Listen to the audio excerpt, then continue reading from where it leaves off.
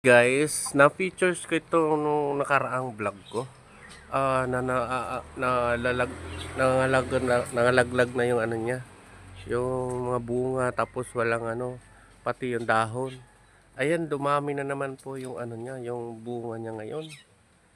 Nilagyan ko lang to ng mga hinugas na kung ano-ano diyan. Ayan oh, nagsibulan yung mga maliliit na bunga at saka yung dumami yung ano niya, yung bulaklak. Ayan, effective pala yung ano, yung mga hinugas-hugas na mga ano, na sa mga pinagkainan, sa isda. Ayan oh, ang dami.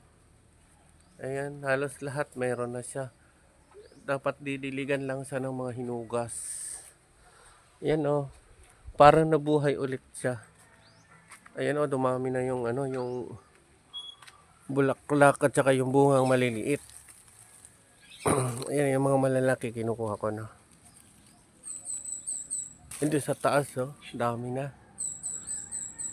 Saan ba yung isa?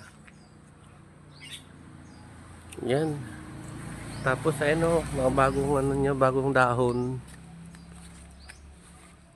Yan. So, gawa na siguro nung nag-uulan-ulan naman na.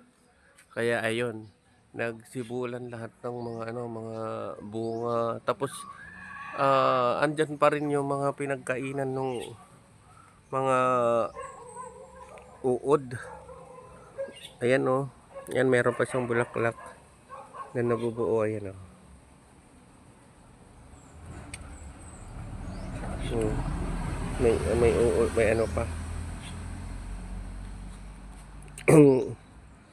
Yan yung iba, andyan pa rin yung mga kinainan ng insekto. Yan oh, ito nabubuo pa lang siya oh. Yung bulaklak na mabubuo na another bunga. Ayan. Nakakatawa lang kasi akala ko mamamatay na siya dahil wala na siyang dahon nung nakaraan. Sabi ng ate ko, ano lang daw, diligan ng ano, diligan ng mga hinugas, pinaghugasan. Ayan siya